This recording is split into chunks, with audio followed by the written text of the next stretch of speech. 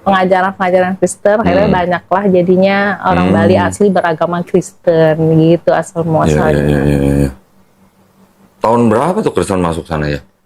Wah, itu saya kurang tahu itu. Udah lama kok. Abad-abad ini kali Jadi kakek nenek saya yang dari bapak itu asli Bali, dua-dua Kristen juga, dua-duanya. Iya. Nah, terus apa nih yang bisa saya bantu nih? Nah, mungkin Ibu ini mau curhat lah sama aku Dodi gitu kira-kira. Tapi dia mau dengerin curhat nggak kok? Gitu loh. Kenapa bisa sampai mualaf gitu loh kok? Nah itu dia yang saya pengen sebenarnya itu. Gitu. Apa cuma gara-gara Pak Yoni apa? Nah, karena kan semua berspekulasi seperti itu. Gini kok. Saya kalau di Denpasar ya, kalau dibilang terkenal juga enggak, tapi kalau dibilang banyak yang tahu juga cukup banyak. Jadi kadang-kadang itu kehidupan pribadi saya itu jadi trending topik di antara saat ini jadi trending topik. Oh gitu. Iya, itu. Karena kemualafannya atau karena usahanya atau karena apa? Kemualafannya. Ya, gitu. Kalau dari orang tua, ayah saya itu salah satu dulu penasehat gereja GKPB. Apa namanya? GKPB, Gereja Kristen Protestan Bali. Oke. Kalau di Jawa kan GKJ tuh. Nah, itu udah almarhum bapak. Berarti kebaktiannya pakai bahasa Bali? Enggak, dulu bahasa Bali zaman dulu, tapi lama-lama berubah bahasa Indonesia. Gitu. Sekarang bahasa Indonesia semua gitu. Itu terus itu kalau dari orang tua itu. Kalau dari segi usaha, mungkin saya tuh aktifnya di Kadin juga aktif, ya. Di DPD RE juga saya aktif, di kepengurusan IMI Ikatan Motor Indonesia di bawah Haji Krisna. Waduh, anak motor. Saya sekretarisnya Haji Krisna malah. Sekretaris di IMI. Iya. Jadi cukup apapun story tentang saya itu jadi jadi trending gitu. Tahun berapa Mbak Citra? Untuk apanya nih? Syahadat saya baru 4 bulan ya, bulan Januari. Baru tahun ini? Tahun ini. Masya Allah, alhamdulillah. Ya, di Bali. Di Bali. Okay. Di tempat yang kecil, tapi saya ngerasa tuh seneng banget gitu. Di pantai terpencil gitu? Bukan, di kampung. Oh, di kampung. Dipaksa sama Pak Yoni nggak Pak? Enggak. Dirayu nggak Pak? Oh, enggak juga. Nggak ada paksaan Pak ya? Nggak ada paksaan. Alhamdulillah. Ya, terus? Gitu. Jadi sekarang tuh emang jadi, karena waktu dari Januari sampai dengan sebelum umroh saya nggak pernah posting apapun. Tapi pas after umroh itu pas lebaran ya saya mulai posting-posting jadi tentang orang pada kaget ya. Saya tentang bulan Ramadan apa, tapi orang masih berpikir kalau Bu Citra kan memang orangnya biasa fleksibel gitu. Jadi saya pakai kerudung pun dipikir cuman buat menghormati atau apa gitu. Tapi ketika umroh kemarin, nah itu mereka udah mulai fix ini kayaknya dia udah berpindah nih. Iya. Nggak mungkin orang pansos ke Mekah gitu ya Pak ya. Iya. Sebelumnya waktu kita di mana tuh yang aku posting pakai kerudung waktu lebaran tuh selamat lebaran atau apa gitu. Di Pandaan itu. Iya, mereka berpikir cuman untuk ucapan selamat dan segala macam gitu. Tapi ketika umroh kemarin ya sudah mulai dah. Ini fix nih Ibu muslim ini sekarang. Terus gimana Bu? Jadi pada rame atau gimana? Ya, ada pro dan kontra sih. Ada kontranya juga. Itu tetap. Itu dari keluarga? Kalau dari keluarga tidak, karena kan saya udah izin dulu. Oke. Kalau dari gereja yang masa kehilangan. Karena saya juga di gereja tuh cukup aktif. Maksudnya kehilangan apa Bu? Kehilangan perpuluhan atau gimana? Kehilangan domba gemuk. Salah satunya domba gemuk kok.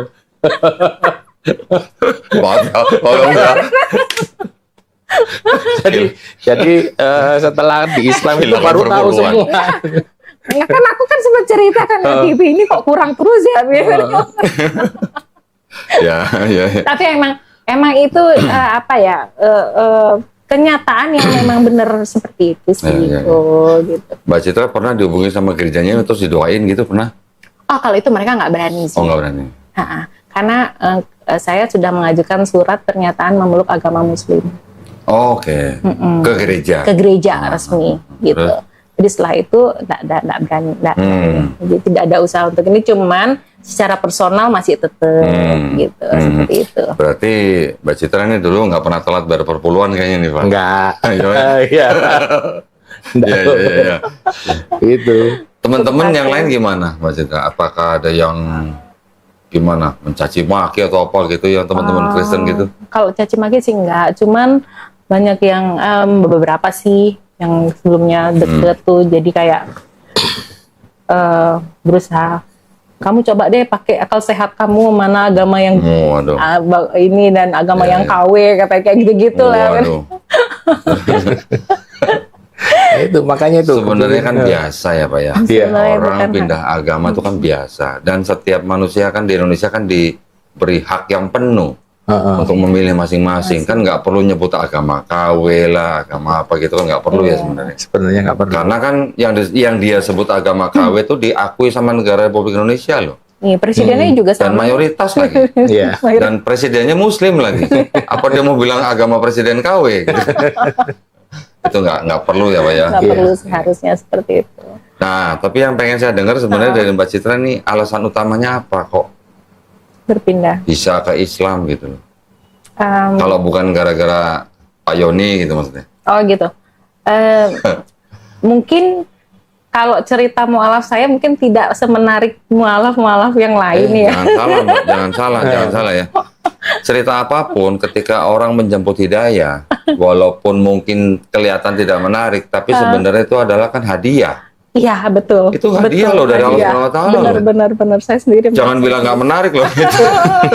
Kalau ceritanya nggak menarik, tapi harus sebetulnya sih lebih menarik. Itu tetap harus disyukuri. Iya. Dari saya pribadi saya mensyukuri.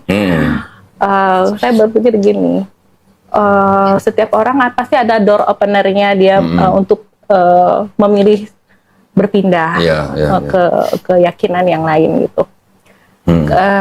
Saya ini single parent 6 tahun. Oke. Harusnya Kristen kan nggak boleh bercerai. Iya. Ya. Tapi apa yang sudah dipersatukan Allah tidak boleh diceraikan manusia gitu ya. Betul. Dan ketika saya berusaha bertahan waktu itu hampir 13 tahun saya bertahan supaya tidak cerai tapi nggak bisa. Oke. Akhirnya daripada menyakiti diri mau tidak mau cerai. Ada KDRT nggak Bu? KDRT nggak ada. Nggak ada. Terus setelah itu saya kayak ngebatin dalam hati, saya nggak mau nikah lagi karena nggak boleh di Kristen. Karena kalau yang laki masih hidup, setahu saya nih, itu termasuk zina. Iya betul. Jadi kan saya takut gitu. Berarti saya ini nggak akan nikah nih seumur hidup gitu. Pokoknya kalau ada KDRT, istri sampai hitam lebam biru, nggak boleh cerai katanya. Nggak boleh cerai. Kalau sampai cerai, menikah lagi berarti zina. Iya itu. Terus? Itu akhirnya saya seperti itu selama 6 tahun saya single parent, full untuk anak-anak, 100% tanggung jawab di saya. Dan sekarang anak-anak udah gede. Yang pertama udah dokter gigi. Oh, alhamdulillah. Iya. Di mana Bu? Di Denpasar. Denpasar. Waduh. Yang kedua ada SMA gitu. Nah itu. Di SMA? SMA kemarin nih SMA Kristen, sekarang mau pindah. Udah pindah. Mau pindah. Sedang proses. Anak-anak sekarang gimana? Mohon maaf, saya penasaran. Anak-anak ikut langkah ibunya atau masih di Kristen? Nah, anak saya yang paling kecil itu dia mualaf atas kemauan sendiri. Alhamdulillah. Usia berapa tuh Bu? Usia 15 tahun. 15 tahun. Masya Allah. Saya aja sampai nangis waktu dia bilang dia mualaf. Padahal saya nggak pernah dorong mereka berdua. Sedangkan cecenya dia masih Kristen gitu. Yang 5 masih Kristen. Yang nomor 1. Nomor 1. Yang nomor 1. Yang 5-5-nya udah Muslim semua. Kok 52 anak saya? Tadi 6 tahun, sorry 6 saya pikir 6 anak. 6 tahun single parent 2 anak. Iya, 6 tahun single parent 2 anak. Anak saya cewek-cewek gitu. Yang kecil sudah masuk Islam, kakaknya belum. Iya, jadi saya 6 tahun tuh fokus kerja aja. Pengalihannya tuh pokoknya kalau nggak kerja komunitas mobil apa, jadi bener-bener padat kerjanya. Sampai saya tuh kelelahan kayaknya gitu. Terus punya teman cerita juga nggak terbatas kan gitu. Tapi apa namanya? Oh ya, saya sempat deket juga sama sama orang Kristen nih, tapi udah punya istri kok. Nah, saya pikir kan nggak bagus ya kayak gini gitu. Saya perlu teman cerita, tapi nggak malah nggak bagus kayak gitu. Akhirnya saya stop. Nah, ini nyakitin orang, apalagi istrinya sakit kan, dia di Jakarta waktu itu. Saya nggak mau. Terus habis itu saya kembali lagi sendiri, nggak fokus ke sana. Cuman tidak dipungkiri sebagai manusia dan mungkin di masih usia 40 tahunan ini saya masih perlu teman cerita gitu. Nah, akhirnya saya ketemu sama Pak Yoni nih. Kebetulan dia teman saya nih dari 2018. Teman motor, bukan? Teman mobil. Teman mobil, Iya. tapi nggak tertarik dulu, biasa aja. Muslim gitu ya. Nggak masuk hitungan gitu ya. Poligami. Oh, tahu poligami. Beneran kok. Iya. Aku takut sekali kok. Memang Takut banyak, saya. memang masih banyak orang punya stigma begitu. Itu yang paling saya takutin kok, Terus? poligaminya itu. Nah, itu. Terus akhirnya nggak tahu deket sama dia, ngobrol apa-apa nyambung. Cuman saya berpikir ini kalau diseriusin kita nggak bisa nih dua agama. Saya cari-cari dulu. Saya sebelum melangkah untuk lebih serius deket sama Pak Yoni, kita kan udah dewasa nih. Apa-apa kan harus di planning, apalagi udah ada anak gitu kan. Saya deket. Pak Yoni juga statusnya waktu itu cerai. Udah cerai, udah clear semua dua-dua. Satu. Nah, yang membuat saya tertarik kan karena dia udah cerai nih, udah single. Kan kalau di Kristen kan jarang ya udah single, susah nyari kan gitu. terus Adanya suami orang, ntar dosa lagi kan gitu ya. Enggak lah, Mbak Citra lah, dunia nggak selebar daun kelor lah. Kok tapi dunia saya sempit kok. Oh gitu ya. Apalagi Bali lagi ya. Iya. Nah, itu ceritanya. Jadi wah ini dia clear nih, single gitu, terus ngobrolnya nyambung ya. Istilahnya nggak terlalu banyak hambatan gitu. Tapi sebelum melangkah lebih lanjut, saya mau cari tahu nih. Kita mau saya bawa kemana? Saya kan karena kebiasaan saya orangnya mandiri dari dulu, jadi saya gali-gali sendiri. Saya tanya ke Pak Pendeta. Akhirnya info kalau pernikahan kedua itu tidak diberkati di gereja, hanya peneguhan aja. Padahal saya ini orangnya kan over pede kadang-kadang. Saya ini mau narik dia ke Kristen awalnya, tapi masih di dalam hati aja kok. Oh gitu, Pak. Baru ngaku sekarang Pak dia. Iya, baru ngaku tadi. Oh, baru ngaku tadi. Sebelumnya nggak ngaku? Nggak ngaku. Oh gitu, iya. Maunya dia saya tarik ke Kristen gitu. Apa kemarin teman saya bilang, kalau keceplosan tuh bahasa Sundanya apa ya? Keceletot apa gitu kan? Oh gitu, terus? Saya waktu itu udah tanya-tanya, nggak diberkati ya, cuma diteguhkan gitu. Berarti nggak sah di mata Tuhan dong, menurut saya. Terus habis itu, karena Pak Pendeta tuh deket sama saya, dulu di organisasi gereja kok, status cerai hidup nggak boleh jadi pengurus di gereja, nggak boleh jadi majelis. Tapi ketika saya masuk, diubah aturan itu. Per tahun lalu dirubah, cerai hidup boleh jadi majelis. Terjadilah gini ada pro kontra. Cerai hidup yang boleh malah. Sekarang dibolehin, kalau dulu nggak boleh. Oh, kalau cerai mati? Cerai mati boleh. Jadi kan meninggal itu kan berarti cerai karena dipanggil Tuhan. Iya. Kalau cerai hidup nggak boleh melayani di gereja. Dulu, sekarang boleh. Ya, kemarin nih boleh. Jadi saya masuk kandidat majelis gitu. Iya. Terus dirubahkan. Majelis. Berarti duduknya paling depan ya? Dekat mimbar. Iya, dekat mimbar. Iya. Itu terus akhirnya saya diskusi sama Pak Pendeta. Terus gini, Pak Pendeta terakhir bilang, tapi kalau mau diadakan di gereja boleh kok Bu, nanti kita adakan di gereja aja kalau memang Ibu ada gini. Enggak sih, saya mau tanya-tanya dulu, calon belum ada kayak gitu sih, cuma mau info aja gitu. Cuman saya waktu itu masih nggak seret. Berarti ini bukan dari apa? Tuhan, tapi aturan gereja yang dirubah-rubah gitu loh. Buat apa saya nikah, tapi pernikahan pertama saya udah gagal. Saya nggak mau dong yang kedua ini abal-abal gitu. Saya maunya yang clear di mata Tuhan dan juga di secara negara ya, negara juga clear. Tapi yang pernikahan pertama ibu sudah keluar akta cerai? Udah. Oh, udah. Udah keluar akta cerai, udah. Terus habis itu saya nggak srek nih, saya nggak srek kalau tidak diberkati. Akhirnya itu saya cari-cari info di Muslim. Di Muslim pernikahan kedua itu diberkati, ya diberkati apa dan namanya Islamnya itu namanya apa? Maklum Pak. Dari sebelah soalnya Pak. Belum familiar. Lompat pagar kayaknya. Enggak. Lo kan memang sudah lompat pagar sekarang.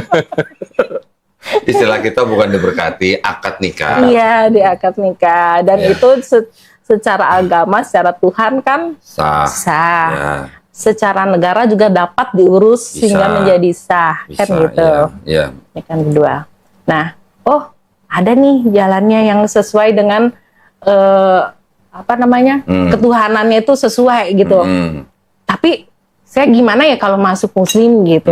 Saya belum tahu sama sekali ajaran di Muslim gitu. Dari door openernya itu udah yang satu udah nggak masuk sama saya, yang satunya lagi masuk. Cuman berani nggak saya masuk kan itu ya, saya mesti harus pelajarin dulu gitu. Itu. Nah terus habis itu saya ke Pak Ustadz nih. Kan punya Ustadz yang bimbing. Saya kira ini Pak Ustadznya bukan. Bukan. Dia punya pembimbing Ustadz di Tabanan. Akhirnya tuh saya cerita, saya bilang Pak Ustadz saya tuh awalnya udah nggak mau nikah, tapi saya perlu teman. Anak-anak saya udah gede, nanti masa tua saya kan umur 50 baru cari-cari kan juga belum tentu dapat nih, mumpung ada kan yang clear gitu. Lanjut. Nah, terus saya tuh awalnya nggak mau nikah Pak Ustadz, saya udah ngebatin dalam hati saya pokoknya nggak mau nikah sampai ini. Tapi sejujurnya saya perlu teman. Terus Pak Ustadz bilang Allah tuh tidak menyukai orang yang menyakiti dirinya sendiri. Betul. Gitu. Jadi kalau Mbak Citra ngomong seperti itu, Mbak Citra namanya nyakitin diri. Karena apa? Mbak Citra tahu kalau Mbak Citra tuh masih perlu temen. Menyiksa diri sendiri nggak boleh. Nggak boleh. Waktu itu saya iya benar juga ya gitu. Nah terus saya juga nggak tahu nih Pak Ustadz, saya tuh nggak pernah nyari suami, nggak pernah nyari pacar, tapi saya ditemukan sama dia nih. Di saat saya tuh benar-benar lagi drop itu dalam arti sepi banget, nggak ada yang nemenin saya, nggak ada yang temen yang bisa saya ajak ngobrol, atau dia ada gitu. Dia tiba-tiba dateng gitu. Dan dia bukan orang baru, orang lama gitu. Oh kenalnya udah lama? Kenalnya udah lama. Oh deketnya aja baru. Deketnya aja baru gitu. Terus habis itu sebelumnya nggak peduli gitu. Nggak dilirik lah gitu lah. Nggak dilirik gitu ya. Saya juga nggak ngelirik juga. Bohong. Kayaknya banyak yang nggak diungkapin di sini. Ya anggap aja ini sebagai jalan hidayah bisa. Iya, door opener saya pikir. Karena saya nggak pernah cari suami loh kok, nggak pernah cari pacar juga. Nah, terus habis itu kok bisa dia datang? Nah katanya Pak Ustadz, itu tandanya Allah masih sayang sama Mbak Citra. Oh, ya benar juga ya. Gitu. Tunggu sebentar, saya pengen koreksi tuh omongan Pak Ustadz tuh. Kalau bilang Allah masih sayang, kurang tepat Mbak. Oh gitu ya. Allah tuh maha penyayang. Maha penyayang ya. Setiap saat Allah menyayangi gitu. Iya, menyayangi. Cuman mengasihinya ntar dulu pilih-pilih gitu. Ya, namanya juga mengasihi kan. Iya. Menyayangi kepada semua manusia. Mengasihi ntar dulu, yang mau beriman baru dikasihi gitu. Lanjut Mbak. Nah dari situ saya bisa nerima nih. Bisa nerima. Masuk. Habis itu saya mau coba belajar. Pengen tahu, saya bilang sama dia, jangan paksa saya. Kalau saya nggak cocok, saya nggak mau. Iya dong. Karena saya orangnya mandiri banget. Iya. Siapa lu gitu? Kalau di Jakarta kan begitu Pak ya. Iya, siapa lu? Dan memang sebenarnya saya dulu agak sombong orangnya kok. gitu Sombong ya. Iya. Sombong ya. Banget. Oh sangat. Baru ngaku ya Pak. Iya.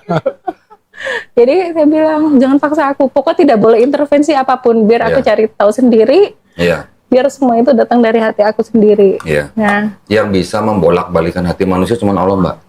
Iya. Saya percaya itu sekarang. Ya. Oh sekarang? Dulu enggak ya? Dulu belum tahu masalahnya. Belum tahu kok. Karena dulu tuh saya teman Muslim nggak ada. Ya. Oh. Gitu. Lah yang di IMI juga nggak ada teman Muslim? Banyak kan Hindu. Oh, Hindu. Iya. Di Kadin juga? Kalau relasi mungkin ada beberapa, tapi yang namanya temen ini tuh enggak ada. Oke. Ya. Habis itu awal mulanya saya ini tuh tersentuh tuh ketika pas di rumah saya baca-bacakan di Al-Quran nama ada apa tulisan Arab, tulisan Latin, nama arti Indonesia tuh. Yang paling pertama saya baca tuh Al-Fatihah. Masya Allah. Ya. Ih, saya nangis kok. Gitu ya? Baru baca pertama langsung saya nangis, tangan saya gemeter kok. Oh, saya jadi merinding. Gemeter saya. Al-Fatihah tuh ya? Iya. Terus? Gemeter saya, langsung saya gini. Ini bener nih Allah tuh yang ini gitu. Ini bener Allah tuh yang Masya ini. Allah. Yang Maha Agung, Maha Mulia, Maha Esa. Yang bener tuh yang ini gitu. Saya nangis kok. Saya langsung minta ampun waktu itu. Saya salah selama ini karena sama perjalanan saya dari remaja sampai pemuda sampai saya menikah pun ada beberapa pertanyaan yang menurut saya itu mengganjal, tapi saya nggak tahu harus tanya kemana, dan buat saya buat apa sih nanya-nanya kayak begini, kita juga saja, gitu. Saya juga nggak ada pilihan lain kan gitu, apalagi dari keluarga, apalagi bapak kan udah senior gereja segala macam, udahlah ikut aja gitu. Yang penting masuk surga kan gitu. Surga yang mana, Bu? Surga yang mana? Setelah baca Al-Fatihah, Ibu setelah baca Al-Fatihah, saya tersentuh hatinya. Dari itu saya selama usia saya 44 tahun. Saya tidak pernah baca Alkitab tuh sampai habis. Belum habis. Terus? Tapi saya baru mualaf sekarang ini, saya sudah baca sampai yang ke-7. Apa 7? Juz ke-7? Iya. Oh, Masya Allah. Dan saya lakukan tiap hari. Masya Walaupun Allah. saya belum bisa ngaji Ya. saya baca. Dan itu keinginan dari hati untuk baca terus tiap hari. Saya biasanya habis saya sholat tahajud, saya baca sambil nunggu subuh, saya baca Al-Quran. Masya Allah. Bu, saya tambahin mau nggak Apa tuh? tipsnya? Setelah sholat subuh, Ibu baca sampai syuruk. Wah, itu begini Bu pahalanya, Bu. Sampai? Syuruk itu artinya setelah waktu sholat subuh habis. Kan subuh misalnya 4:30 kalau di sini ya. Itu kan nanti ada waktu sampai syuruk itu apa ya? Matahari bersinar. Iya, matahari setinggi tombak gitu loh. Gitu. Itu kan di situ kan juga ada sholat syuruk namanya. Itu kalau Ibu habis sholat subuh terus Ibu baca sampai syuruk, wah itu pahalanya luar biasa, Bu. Tapi yang tahajud tadi juga bagus. Iya, saya kan sambil tahajud itu kan ada spare waktu untuk menunggu subuh. Okay. Nah, itu saya biasanya pakai duduk, saya pakai baca gitu. Biasanya itu saya lakukan. Nah, dari situ setelah sekian lama, saya langsung enggak lama sih, selang sebulan kemudian tuh waktu itu 2023 ya. Saya bilang sama dia, aku mau syahadat ke Ustadz gitu. Ibu tadi tuh bilang baca Quran setelah sebelum tahajud itu kan sebelum syahadat.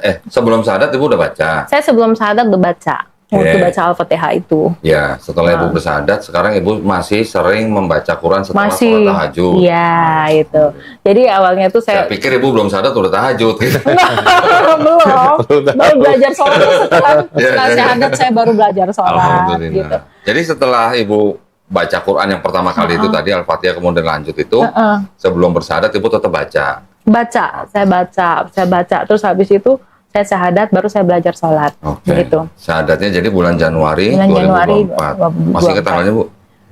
Tanggal 10 ya. 10 Januari ya. 10 Januari. Nah, tadi saya penasaran tadi Mbak Citra bilang syahadatnya di tempat yang sepi. Enggak, di tempat Pak Ustadz tadi itu di musola itu, tempatnya kecil bukan sepi. Terpencil di Tabanan. Disaksikan oleh Pak Yoni. Iya, gitu. Saya syahadat di situ. Kemarin tuh waktu saya baca Al-Fatihah itu saya nangis tuh kok. Saya pikir, wah ini bener yang ini nih yang harusnya saya sembah gitu loh. Karena saya lanjutkan tadi ceritanya, karena dari dulu tuh saya emang ada pertanyaan-pertanyaan yang sebenarnya itu saya tanyakan, tapi nggak tahu saya mau tanya kenapa, dan kayaknya kalau ditanyakan tuh kayak tabu gitu loh. Ya, Trinitas. Iya. Ada lagi juga tentang yang harus kita, kalau di GKPB setiap minggu kan kita harus mengucapkan pengakuan iman rasuli. Oke. Di situ saya kebingungan luar biasa. Sedangkan kita mengucapkan tuh tiap minggu. Kalau saya mengimani apa yang kita ucapkan itu adalah doa. Kalau kita mengucapkan pengakuan iman itu berarti kayak kita tuh bersumpah, kayak kita tuh apa ya? Seperti orang bersyahadat iya, sebenarnya. Seperti itu. Iya. Tapi apa yang kita ucapkan ini ngebingungin saya gitu loh. Nah itu dari situ saya tanya-tanya, akhirnya ya ini jawabannya, maksudnya fix lah. Memang bingung memang di sana itu gitu. Kalau di sebelumnya kan Trinitas itu kan 3 adalah 1. Tapi sedangkan di pengakuan iman rasul itu tergambar itu bukan 1. Esa. Bukan 1, malah 2 malah. Oh 2. Roh Kudusnya mana? 3 malah. Oh 3. 3 sosok terpisah. Oke. Iya, itu yang saya tangkap ya. Betul. Itu yang saya tangkap. Betul. Gitu. 3 sosok terpisah. Sedangkan di gereja kita diajarkan itu adalah 1. Terpisahnya maksudnya pribadinya kali Bu. Pribadinya terpisah, tetapi hakikatnya 1. Itu pemahaman Trinitas. Jadi Yesus bukan Bapa, Bapa bukan Roh Kudus bukan Yesus. Tapi ketiganya adalah Tuhan gitu. Bapa Maha Kuasa, Yesus Maha Kuasa, Roh Kudus Maha Kuasa, tapi bukan 3 Maha Kuasa, tapi 1 Maha Kuasa. Bapa Tuhan, Roh Kudus Tuhan, Yesus Tuhan, tapi bukan 3 Tuhan, tapi 1 Tuhan gitu. Iya. Nah, puyeng-puyeng gitu. Kalah sama dengan Yesus. Yes, Tuhannya siapa itu? Nah, tapi gini Bu, Ibu pernah nggak dengar Pak Pendeta atau orang mungkin pemuka gereja ngomong bahwa Trinitas itu memang misteri gitu? Pernah dengar nggak? Kalau misteri saya nggak pernah sih dibilang kayak gitu. Cuman ya kayak tidak bisa dilogikakan gitu ya, memang iya sih gitu. Kenapa saya bilang begitu? Karena memang kemisterian daripada Trinitas itu memang adalah penerus daripada agama-agama misteri sebelumnya. Yang disebut dengan agama-agama misteri sebelumnya itu mulai dari, misalnya di Babilonia itu ada Namrus, Tamrus, Semiramis. Ini juga Trinitas Bu. Trinitas pertama nih, 2000 tahun sebelum Yesus sudah ada Trinitas ini gitu. Nanti di Persia juga ada lagi Ahura Mazda dan segala macam nama-nama dewanya. Nanti di Sumeria juga ada, di Mesir juga ada. Di Mesir ada Osiris, Horus, dan Ra. Ini juga Trinitas juga. Nanti di Eropa, bahkan sampai ke Eropa Utara, ada Dewi Madonna. 1 tubuh tapi 3 muka. Nanti di India juga ada Trimurti. Ini yang disebut dengan agama-agama misteri. Yang diteruskan oleh Kristen menjadi misteri Trinitas. Itu mulanya ya. Makanya kalau Ibu nanya Pak Pendeta, biasanya nanti kalau yang nanya kritis, akhirnya Pendeta bilang apa? Imani saja. Iya, imani saja. Karena bapak-bapak gereja ketika awal-awal Kristen terbentuk juga ada yang bilang bahwa Trinitas itu adalah misteri. Gitu.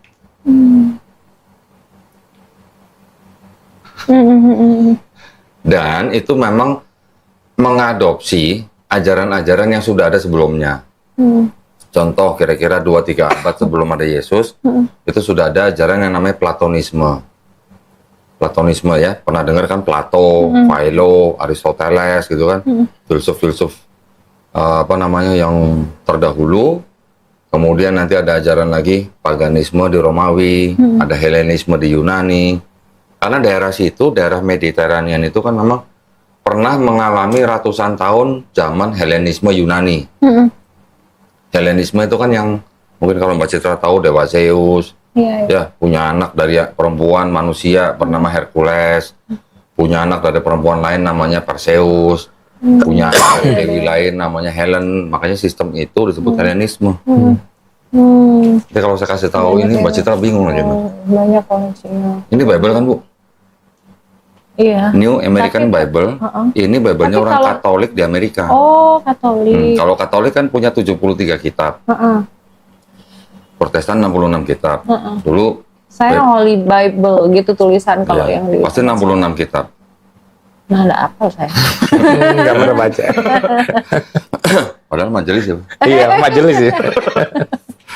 Nah, ini ada John 1:1. Pasti Mbak Citra ingat lah. Pada mulanya adalah firman.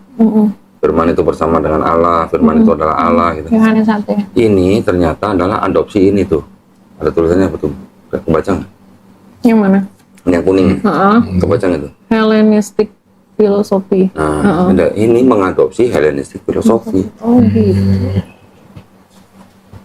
Itu gini Katolik ya. Ini punya Katolik. Katolik dan Protestan yang 66 kitabnya sama, cuman kalau Katolik masih menggunakan yang 7 kitab disebut dengan Deuterokanonika.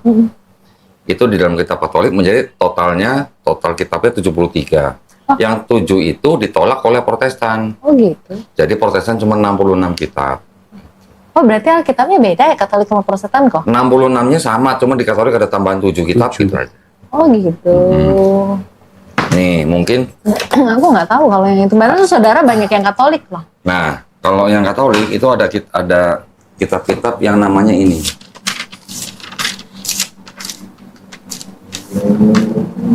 Nih, ada Tobit, ada Yudit, ada Esther, kemudian ada 1-2 Makabe. Ini kan nggak ada di Protestan. Di Esther ada. Esther ada, tapi ini Esther tambahan ada. Esther. Oh Esther tambahan. Tambahan Esther. Oh. Nanti ada lagi ini apa nih? Kebijaksanaan Salomo. Ini juga tambahan kalau nggak salah. Oh nggak ada itu di Protestan. Terus ada nggak Yesus bin Sirah. Di Protestan kan juga nggak ada. Nggak ada. Itu adalah tambahan-tambahan itu. Oh Kalau- sekarang masih berlaku yang di Katolik? Masih. Ya? Oh gitu. Kalau yang Protestan ini. Iya benar, itu benar. Protestan Percaya yang tuh. totalnya ini 66 kitab. Iya betul. Ini kalau totalnya 73 kitab. itu. Oh. Tapi yang 66 ini ada di sini gitu. Iya. Ini kan baru Katolik, ini Protestan. Ada Ortodoks 78. Lebih banyak lagi dari sini. Banyak. Oh banyak Kristen. 78 kitab. Nanti ada lagi yang 81 kitab. Ethiopia. Ini tambahannya nih yang dipakai sama mereka. Ada Edras. Ini ada yang masuk Deuterokanonika. Ada Barukh dan segala macam total. Jadi ini 81, ini 78, ini 73, ini 66. Jadi kalau dikatakan firman Tuhan yang jadi kitab, kan berarti belum selesai urusannya. Ya. Masih beda-beda. Banyak yang masih lain-lain ya. Terus lagi pula firman itu yang katanya jadi manusia, Yesus, kan juga belum selesai urusannya. Ada Trinitarian, ada Unitarian, ada Oneness. Konsep Tuhannya masih beda-beda, Mbak Citra. Trinitarian mungkin dulu seperti Mbak Citra kan, Bapa, Putra, dan Roh Kudus. Unitarian nggak ngakuin Yesus sebagai Tuhan. Yesus cuma ciptaan gitu, tapi ciptaan yang paling mulia, bahkan lebih mulia dari malaikat, tapi tetap bukan Tuhan. Nanti ada lagi yang Oneness. Oneness bilang Bapa itu Yesus, Yesus itu Bapa. Jadi cuma satu pribadi, bukan 3 pribadi. Konsep ketuhanannya belum selesai Masih gitu. belum, iya benar. Belum final gitu. Belum final. Dan kata pendeta sih nggak akan final katanya. Oh. Sampai kiamat katanya nggak akan selesai katanya. Nah, jadi gimana gitu istilahnya? Kalau ada konsep ketuhanan yang belum selesai gitu. Dan masing-masing semuanya mau disebut Kristen. Gitu kan? Karena kan sosok utamanya memang Yesus gitu. Yesus, betul. Nah, jadi ada yang memahami Yesus itu Tuhan yang jadi manusia di bumi. Iya. Ada yang memahami Yesus bukan Tuhan. Ada yang memahami Yesus itu Bapa sendiri yang turun jadi Iya. manusia. Kalau di gereja saya itu yang dipahami itu Yesus itu Allah yang merendahkan dirinya menjadi manusia untuk menebus dosa manusia, untuk menyiapkan tempat di surga untuk kita semua itu sih. Mbak Citra dulu pasti dengar begitu, baca begitu kan cuma adanya di Perjanjian Baru. Iya, di Perjanjian Baru. Perjanjian Lama? Nggak dibahas, jarang gitu. sih dibahas ya. Gitu. Nah, masalahnya Perjanjian Lama itu sebenarnya bukan kitabnya orang Kristen. Kitabnya orang Yahudi. Ini. Kitabnya orang Yahudi ini sudah ada sebelum ada Yesus. Ini Alkitab apa nih namanya kok? Namanya Tanakh. Tanakh itu nih ya. Ini Tanakh. Tanakh itu singkatan dari Torah, Nevi'im, Ketuvim. Nevi'im itu kitab nabi-nabi, atau profet. Ketuvim itu kitab tulisan-tulisan orang bijak. Torah, Nevi'im, Ketuvim disingkat jadi Tanakh. Dalam bahasa Ibrani. Nah, ada terjemahan bahasa Inggris, ada tafsirnya juga gitu. Tanakh ini disusun kira-kira 450 tahun sebelum Masehi. Sekarang masih dipergunakan? Sekarang masih dipergunakan sama orang Yahudi masih. Ini menjadi Bible-nya orang Yahudi. Cuman ini bukan disalin dari versi yang tanah yang asli tadi. Iya. Tapi ini yang sudah ditambahi dengan tanda baca. Nah, tulisan-tulisan Ibrani ini sudah ditambahin dengan tanda baca. Tulisan-tulisan Ibrani yang sudah ditambahin tanda baca itu disebut dengan Masoretik. Masoret itu adalah salah satu kelompok Yahudi yang menyusun kitab ini. Jadi dari Tanakh kemudian disusun lagi oleh orang-orang Masoret menjadi kitab Masoretik. Tapi Masoretik ini baru adanya di abad 7, 8, 9, 10 gitulah. Sedangkan yang Tanakh pertama kali 450 tahun sebelum ada Yesus. Nah, ini adalah kitabnya orang Yahudi. Di sini ada nggak nubuat untuk Yesus? Kata orang Yahudinya yang nulis. Nggak ada. Tapi ketika abad ketiga sebelum Masehi, ini diterjemahkan jadi ini. Ini dalam bahasa Yunani. Ini Yunani. Oh, bahasa Yunani. Nah, jadi dari sini diterjemahkan menjadi ini. Kemudian ini yang menjadi perjanjian lamanya kitab orang Kristen. Berasal dari sini. Ini berasal dari sini. Oh, gitu. Tetapi yang di sini ini sudah ditafsirkan ulang oleh Kristen. Oh, ditafsir ulang sehingga seolah-olah ini berbicara tentang Yesus di Perjanjian Baru. Jadi di situ ada nubuat tentang Yesus. Ya, seolah-olah ini berbicara tentang Yesus di Perjanjian Baru. Tapi kalau berdasarkan ini sama sekali tidak ada. Tapi separuhnya kitab orang Kristen itu sebenarnya adalah Bible-nya orang Yahudi. Ini yang menyebabkan apa ya? Perbedaan perspektif gitu ya antara Yahudi dan Kristen. Kalau orang Yahudi bilang gini, ada nggak di sini keterangan kitab di dalam kitab ini ada nggak keterangan to be continued gitu? Nggak ada. Nggak ada. Nggak ada lah. Nggak ada sama sekali keterangan di kitabnya orang Yahudi. Bersambung. Ada kelanjutan gitu, nggak ada. Ini sudah final, sudah finish buat orang Yahudi gitu. Nggak ada to be continued gitu. Tiba-tiba diteruskan oleh orang Kristen dengan kitab Perjanjian Barunya ini. Nah, ini khusus Perjanjian Baru nih, cuma dari Matius sampai Wahyu. Ketika ini sudah jadi yang Septuaginta ini kan bahasa Yunani nih, ya Mbak ya. Kitabnya orang Kristen juga ditulis dari pertengahan abad pertama sampai abad kedua itu juga dalam bahasa Yunani. Ini ada bahasa Yunaninya nih. Ini juga bahasa Yunani. Oh iya. Ya.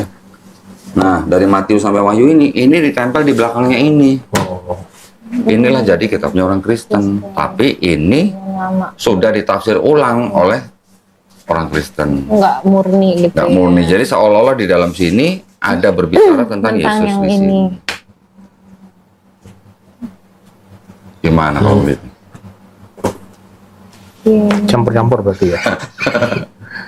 Nah, jadi kalau dulu Mbak Citra berpikir Tuhan bisa jadi manusia, kalau menurut kitabnya orang Yahudi nggak ada yang namanya Tuhan jadi manusia itu nggak ada. Nggak perlu kayaknya ya. Dan nggak perlu.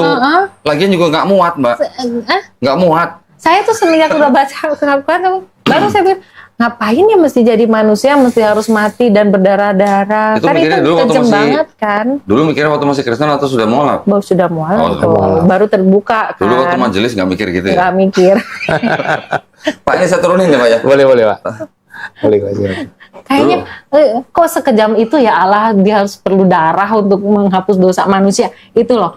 Kok kejam banget Allahnya itu. Betul. Iya kan? Sedangkan lagi pula kalau begitu kan baru kelihatan baru apa ya? Ini Maha Pengampun apa enggak sih? Gitu. Kayak kita aja sama anak kita nih misalnya. Salah. Diampunin kan? Masa kita harus perlu anak kita harus berkorban apa dulu gitu kalau kita Maha Pengasih, Maha Penyayang, Maha Pengampun kan?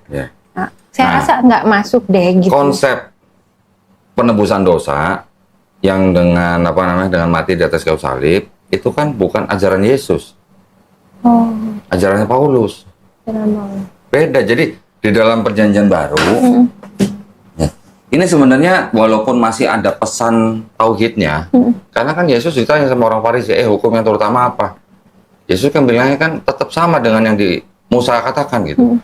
Hai bangsa Israel, Tuhan Allah kita, Tuhan itu Esa, Yesus, yang di 4 Gospel. Tapi ketika masuk surat-surat Paulus, kalau nggak percaya Yesus itu yang sudah mati di atas kayu salib itu sebagai Tuhan dan Juru Selamat, kamu nggak akan selamat. Nah, itu ajaran Paulus.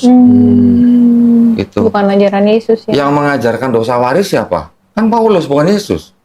Sedangkan Paulus kan nggak pernah berguru sama Yesus. Di cerita ini kan nggak ada cerita Paulus berguru sama Yesus. Dosa warisnya dari mana? Dari Yesus atau dari Paulus? Gitu. Yang mengatakan dosa waris itu. Nah, sedangkan Yesus mengatakan, aku datang bukan untuk meniadakan hukum Taurat. Pasti pernah dengar dong. Kalau Paulus bilangnya apa? Hukum Taurat itu sudah batal dengan matinya Yesus di atas kayu salib. Pernah baca juga dong? Kalau itu enggak sih saya. Mau nostalgia? Nggak pernah baca kalau itu. Nostalgia aja. Tapi ini untuk menguatkan, dalam arti menguatkan ya. Bukan untuk balik lagi maksudnya. Nih yang putih, yang kuning nih. Jangan pakai bismillah, Pak. Sebab dengan matinya sebagai manusia telah membatalkan hukum. Iya ya. Saya nggak pernah baca ini. Nah lu, dulu jadi majelis ngapain aja? Baca Udah dibilangin saya nggak sampai habis loh kok. Padahal habis. Umur 40 sekian. Coba deh mungkin kalau ditanya satu gereja itu berapa persen yang sudah habis baca Alkitab? Ya. Saya yakin nggak sampai 10%. Nggak sampai 10% dari seluruh jemaat. Memang. Saya yakin mungkin 1-2 sudah baca pernah. Ya. Tetapi ketika orang membaca dari depan Kejadian sampai Wahyu, belum tentu juga dia tahu konteks atau konsep globalnya. Betul. Ya, belum tentu tahu. Mungkin cuma jadi kalau mau karena gini loh, Mbak. Karena ketika orang membaca Perjanjian Baru, yang mereka ikuti kan akhirnya kan ajaran Paulus. Paulus ini mengaku sudah pernah mendengar suara melihat cahaya, ya ketika dia sedang ke Damsyik. Menurut di sini ya. Tetapi kan dia sendiri tidak pernah belajar langsung sama Yesusnya gitu. Dan konsepnya dia atau ajarannya dia tuh tidak pernah diajarkan oleh Yesus. Gitu. Yesus bilangnya apa?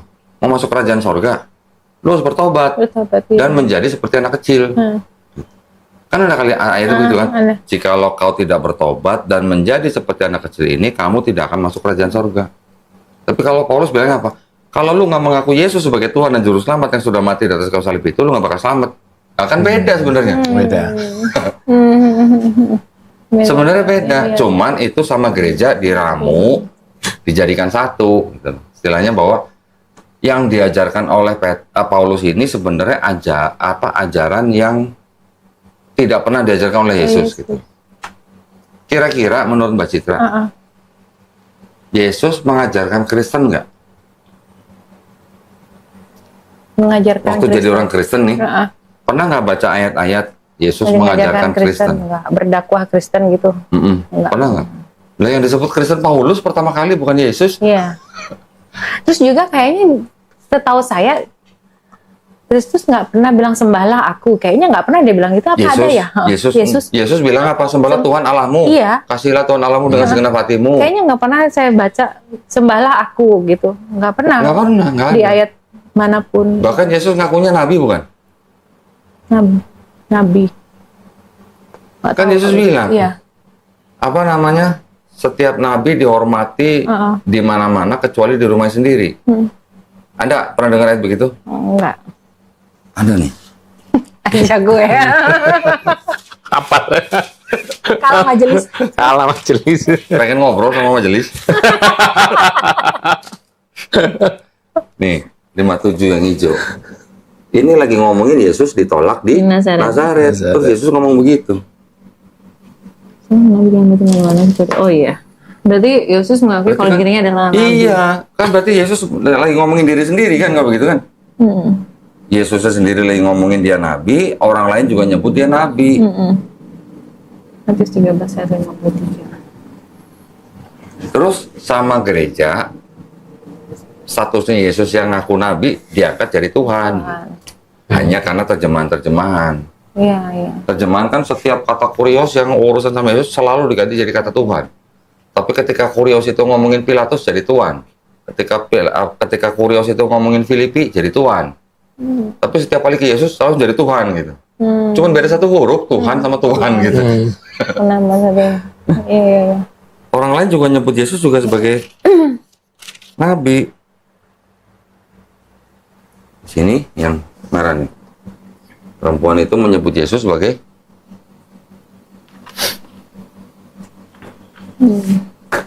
masa Tuhan jadi nabi gimana sih?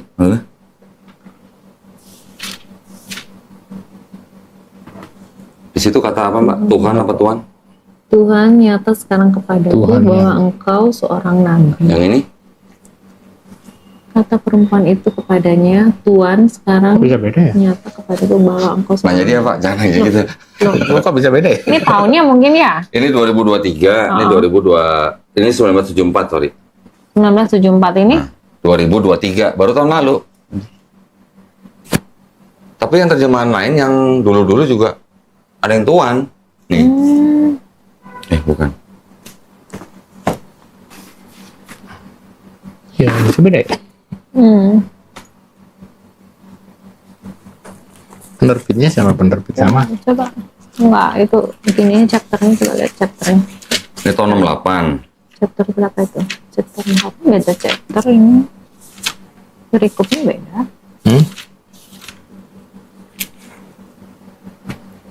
Ini tahun 68 nih Mbak.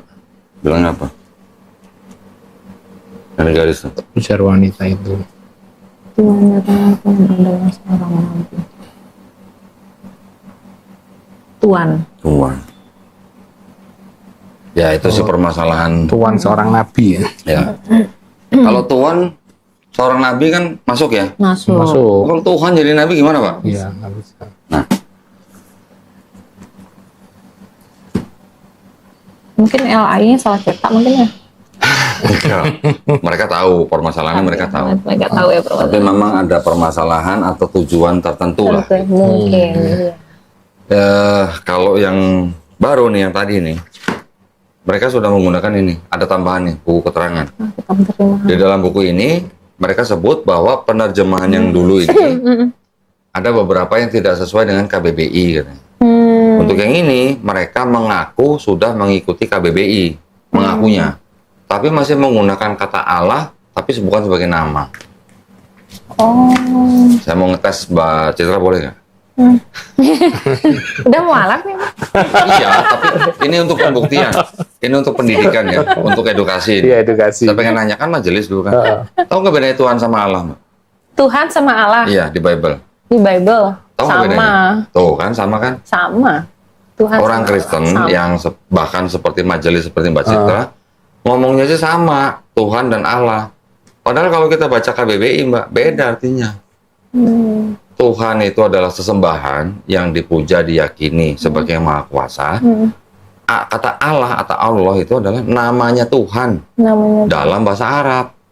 Jadi Tuhan punya nama gitu. Gitu. Dalam bahasa Arab namanya adalah Allah. Gitu. Jadi kalau orang Islam saya tanya nama Tuhannya siapa? Gampang jawabnya Allah. Tapi ketika saya tanya orang Kristen, nama Bapak siapa di Perjanjian Baru? Ada nggak namanya Bapak? Namanya Bapa. Kan Yesus nyebut Tuhannya Bapak. Bapak. Nggak Bapak ada. bukan nama kan? Bapak kan Tuhan. sebut apa? Allah Bapa. Iya. Yang nama mana tuh Allah Bapak tuh yang nama yang mana? Allah Bapa. Allah. Yang nama tuh Allah. Bukan. Bukan ya? Kalau di Tadi itu Allah Bapa tulisannya. Iya. Bapak itu kan seperti kayak Bapak lah. Yesus menyebut Tuhannya dengan Bapak. Bahasa Arabnya tuh Ab gitu lah ya. Tapi Bapak itu kan bukan nama, itu kan nama, sebutan. Iya, sebutan, iya. Pater, dari bahasa Yunani-nya pater. Bahasa Inggrisnya father, bahasa Indonesia Bapak. Di Indonesia ada Bapak pakai K, ada Bapak nggak pakai K. Bapak ini mungkin sebutan apa ya? Sebutan yang lebih dekat gitulah ya. Bukan nama Bapak itu kan. Nah, Bukan. Allah itu juga bukan nama di dalam Bible ini, ya. Allah itu Tuhan kalau di dalam Bible. Sama kan tadi Iya, bilang kan? Sekarang kalau ya, Paulus bilang begini, hanya ada satu Allah saja yaitu Bapa. Hanya ada satu Tuhan saja yaitu Yesus. Nah, bedanya apa tuh Tuhan sama Allah? Tuhan sama Allah. Kalau di Bible, kalau di Kristen dulu sama. Sama. Pasti menganggapnya sama. Tapi secara bahasa tuh udah beda sebenarnya. Jadi apa ya? Kalau kata pendeta, ada yang bilang Tuhan itu adalah Allah yang berkarya di bumi. Iya, betul. Betul kan? Pernah dengar? Sebenarnya kalau dikembalikan ke KBBI itu salah kaprah. Nama dari Tuhan yang Maha Esa itu dalam bahasa Arabnya adalah Allah. Tuhan itu udah gelar gitu. Sekarang kalau presiden atau ketua Pak Yoni gitu, ketua Yoni. Yoni kan nama orangnya. Ketuanya apa? Kan jabatannya. Nah, sama juga Allah dan Tuhan. Tuhan itu sebutan, Allah itu harusnya nama. Namanya daripada Tuhan. Nama Tuhan itu adalah Allah. Tapi di Bible menggunakan teologi sendiri menjadi tidak sesuai dengan KBBI. Itu yang sering dipakai oleh kalangan gereja untuk mendekati orang Islam, Pak. Nah, ini loh, sama loh, kamu Allah, kita Allah, loh sama. Tapi bedanya kalau di Islam Allah nama, di Bible Allah itu sebagai sebutan. Bukan nama. Terus akhirnya waktu itu pas Mbak Citra, lanjut nih ceritanya nih, kok jadi saya yang cerita nih. Mbak Citra setelah waktu itu memutuskan untuk masuk Islamnya karena melihat apanya? Gini, saya waktu saya cerita nih, balik lagi, waktu saya single parent itu dan mendekati single parent itu kan hidup saya tuh banyak cobaan tuh, ups and down, segala macam permasalahan banyak gitu. Jadi saya sampai sempet tuh mempelajari Hindu, saya sempet. Karena saya sempet bener-bener down banget.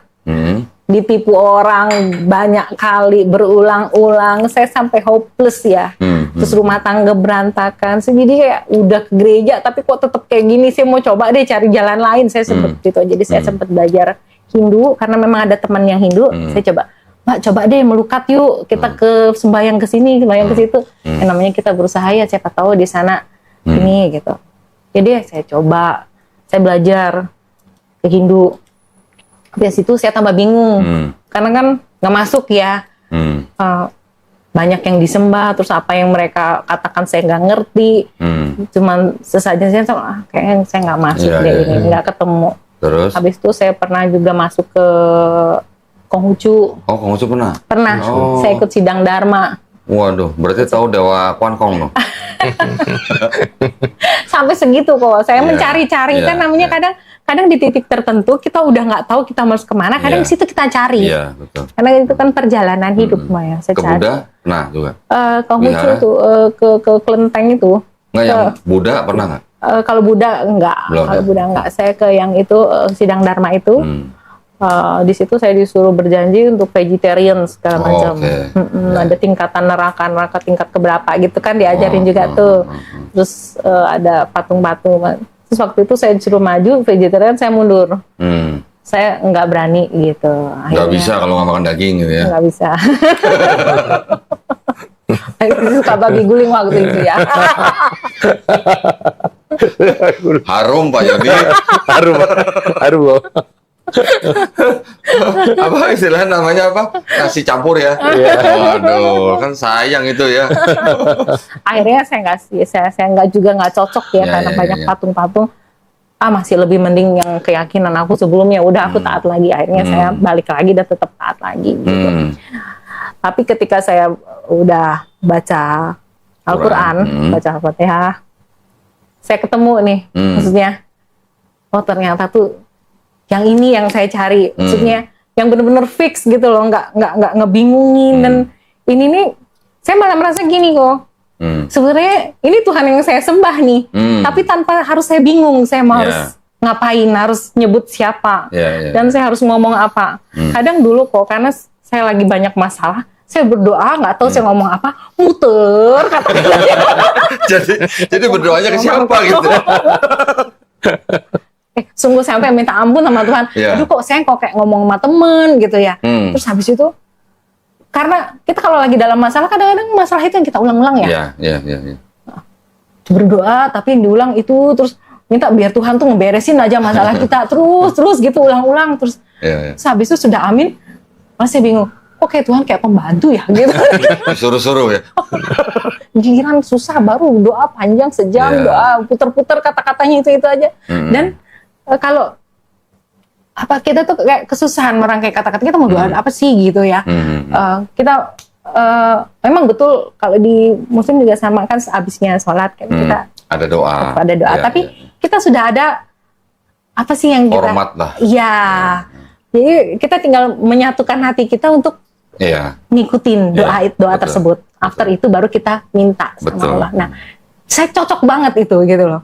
Dari dulu nggak pernah dengerin, Mbak? Nggak pernah dengar. Saya nggak pernah punya teman Muslim. Oke.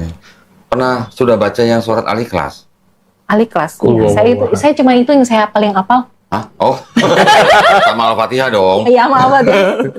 Yang saya paling hafal, entah kenapa saya Al-Ikhlas itu paling gampang saya ngafalin afternya Al-Fatihah. Betul. Karena dan itu luar biasa. Al-Ikhlas itu walaupun cuma 4 ayat, tapi itu sangat-sangat powerful. Sangat powerful, betul. Benar, itu sangat-sangat powerful. Powerfulnya apa? Dalam membantah keyakinan manusia yang menjadikan Tuhan sebagai manusia. Ya, betul banget. Nah, sebenarnya surat Al-Ikhlas itu, Mbak, sebenarnya ada cocoknya juga dengan Bible. Kaget ya? Kok cocok? Mau saya bukain, Mbak?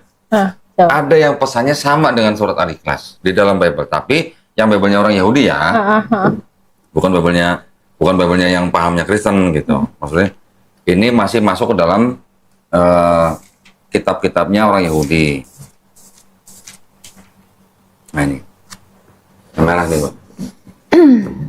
Allah bukanlah manusia sendiri. Allah bukanlah manusia.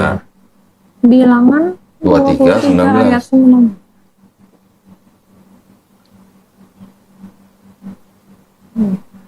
Betul, Mbak? Allah bukan manusia, Allah bukan anak manusia. Kan sama dengan lam yalid walam yulad. Tidak diperanakan, tidak memperanakan. Kan sama. Saya tuh waktu baca Al-Ikhlas saya nangis kok. Saya langsung minta ampun. Masya. Benar waktu itu. Nanti ada lagi nih, Mbak, yang sama dengan surat Al-Ikhlas nih.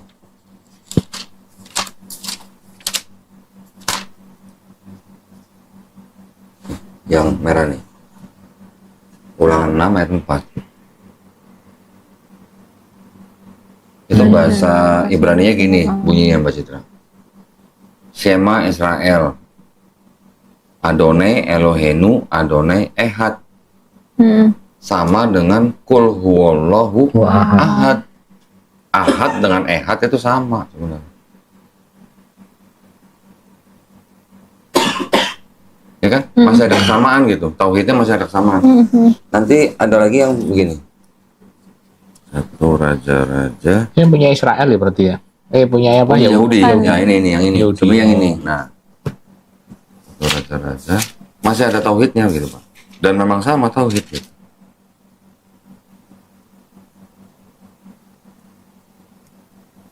Yang ayat 27 nih, Mbak Citra. Ini buat menguatkan kita aja. Tapi benarkah Allah hendak diam di atas bumi, sesungguhnya menguatkan Allah pun tidak dapat menguat engkau.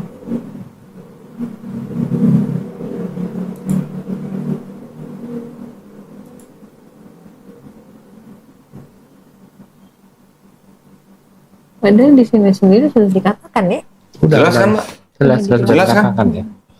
Ini saya baca ini.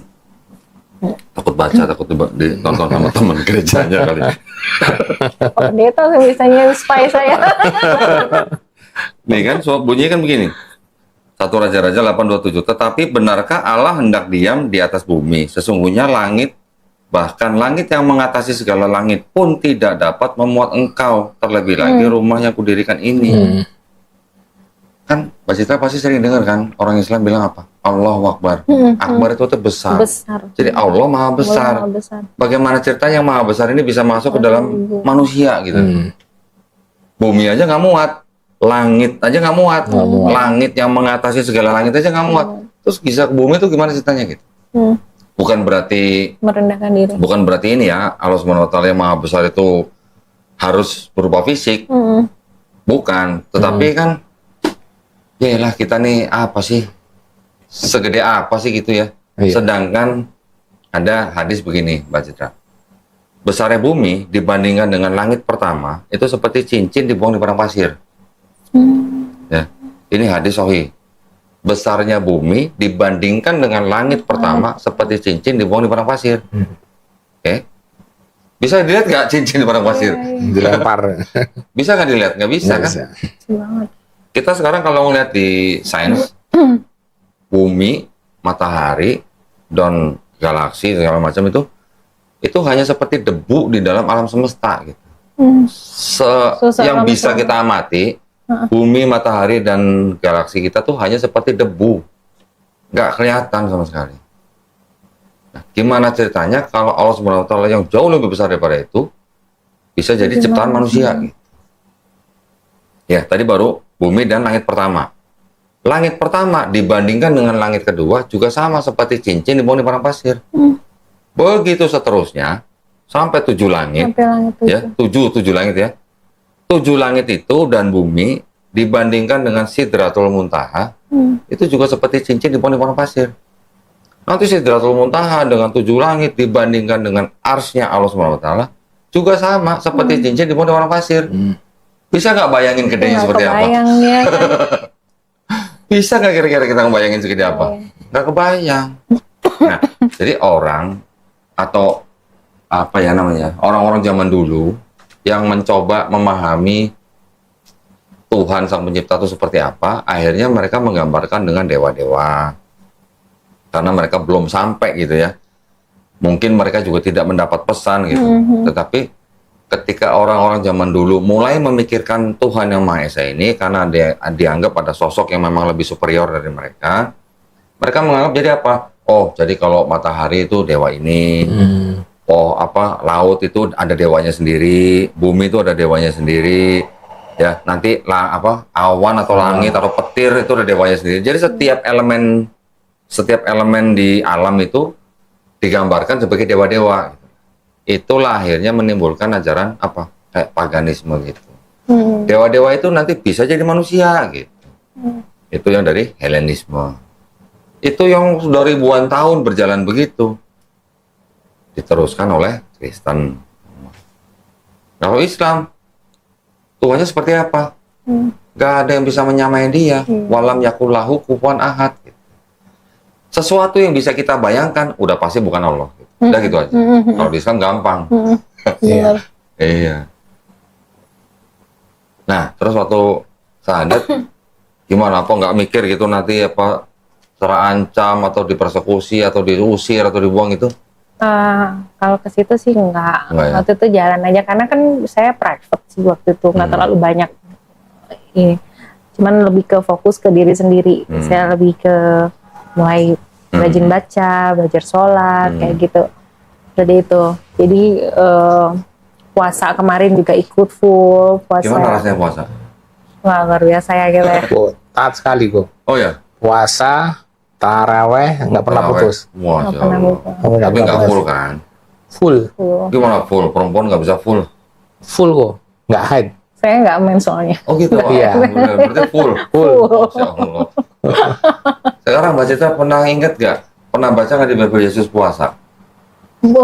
Pernah. Waktu Kristen jadi majelis puasa juga? Waktu deket-deketnya pasca puasa.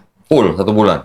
Puasa daging aja sih. Oh, puasa cuma daging aja? Iya, puasa Susu daging. minum? Minum tetap gitu. Pizza masih makan lah ya? Cuma nggak pakai daging gitu.